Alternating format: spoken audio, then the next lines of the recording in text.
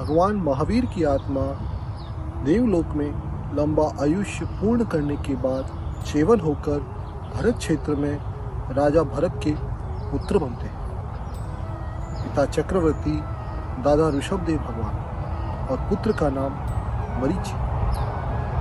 मरीचि दादा ऋषभदेव तीर्थंकर के सानिध्य में दीक्षा ग्रहण करते। एक दिन ग्रीष्म ऋतु के अधिक ताप से मरीचि के परिणाम शिथिल पड़ जाते हैं। पिता चक्रवर्ती, दादा ऋषभदेव तीर्थंकर और पुत्र का नाम मरीचि।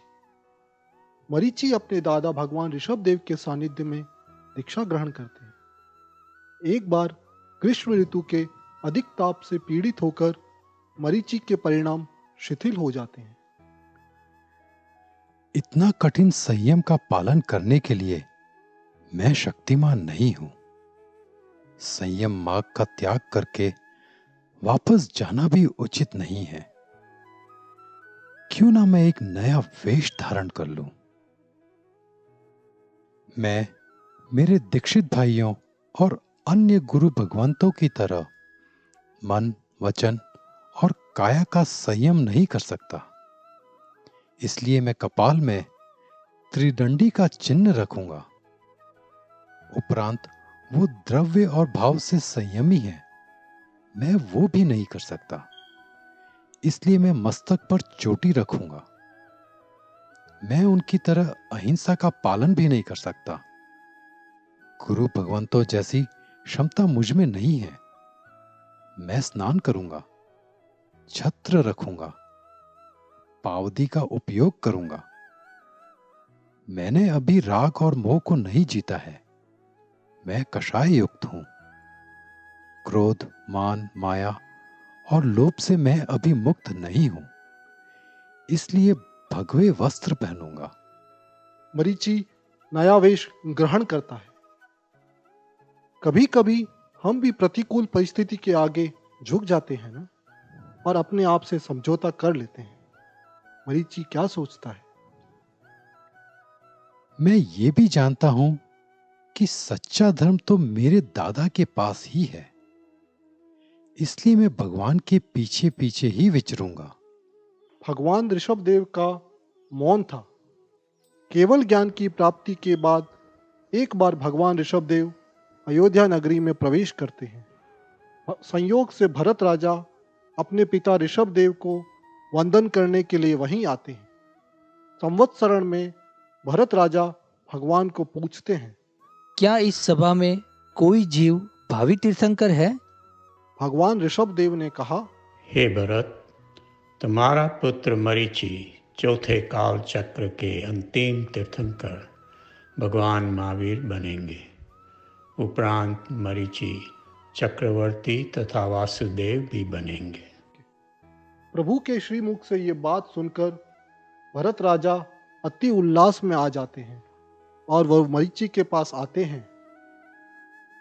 भरत राजा मरीचि की 3 प्रदक्षिणा करते हैं और एक एक प्रदक्षिणा के बाद मरीचि को वंदन करते हैं।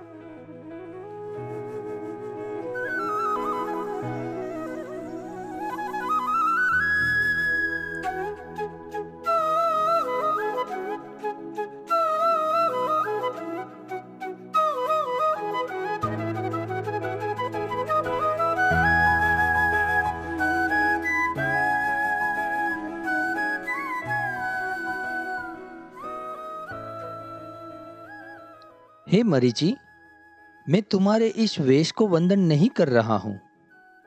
आप भवांतर में चक्रवर्ती और वासुदेव बनोगे।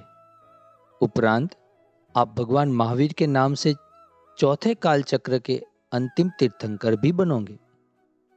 मैं आपकी आत्मा को, भावी तीर्थंकर को वंदन करता हूं। भरत राजा विदाई लेते हैं। पिता के मुख से सुनी हुई बात सुनकर मरीचि बहुत खुश हो जाता है। वो नाचने लगता है और बार बार दोहराता है, अहो, मैं कितना भाग्यवान हूं। मेरे दादा तीर्थंकर, मेरे पिता चक्रवर्ती। मैं प्रथम वासुदेव बनूंगा, फिर चक्रवर्ती और अंत में तीर्थंकर बनूंगा। मेरा कुल कितना महान और उत्तम है, सर्वश्रेष्ठ है।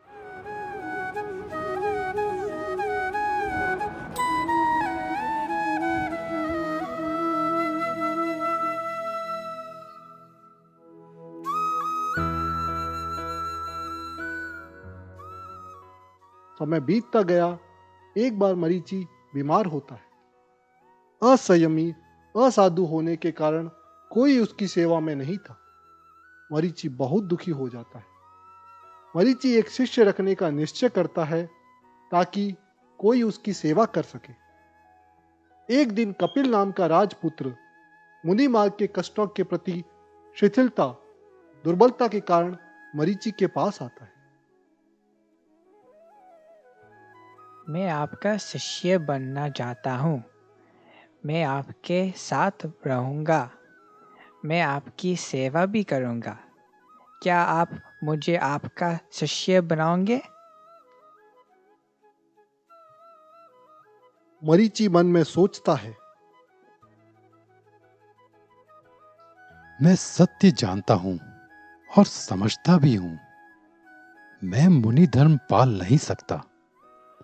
सच्चा धर्म तो ऋषभदेव भगवान और उनके साधुओं के पास ही है। मरीचि कपिल को कहता है, हे कपिल, सच्चा धर्म भगवान ऋषभदेव के पास है। क्या यहाँ धर्म नहीं है? एक शिष्य की आवश्यकता, प्रलोभन मरीचि के सामने आ गया। प्रलोभन के सामने अड़ग रहना आसान नहीं है। मरीचि क्या सोचता है? कपिल की बात इतनी झूठ भी नहीं है। मैं भी तो धर्म का पालन करता ही हूं। मरीचि को अपनी भावनाओं को विपरीत करने का कारण मिल गया। अपने मन को आसानी से समझा लिया। मरीचि की शिष्य रखने की तीव्र आसना जीत गई। जैसे धर्म वहां है, वैसे ही यहां भी धर्म है। ज्यादा अंतर नहीं है। मैं तुम्हें अवश्य मेरा शिष्य बनाऊंगा। मरीचि ने सत्य जानते हुए भी असत्य कहा कि यहाँ भी धर्म है। इस एक वाक्य के कारण मरीचि के कर्म में अति वृद्धि हुई। किए हुए पापों का प्रायश्चित किए बिना ही मरीचि की मृत्यु होती है। मरीचि ने निसार के भाव में पाए हुए अमूल्य संपत्ति को खो दिया। इतनी साधना के बावजूद भी असंख्य जन्म मरण के कर्म का बंध हुआ। हम भी जरा गहराई में जाकर सोचें, कुछ बोलने से पहले, लिखने से पहले, कुछ करने से पहले। जय जिनेंद्र।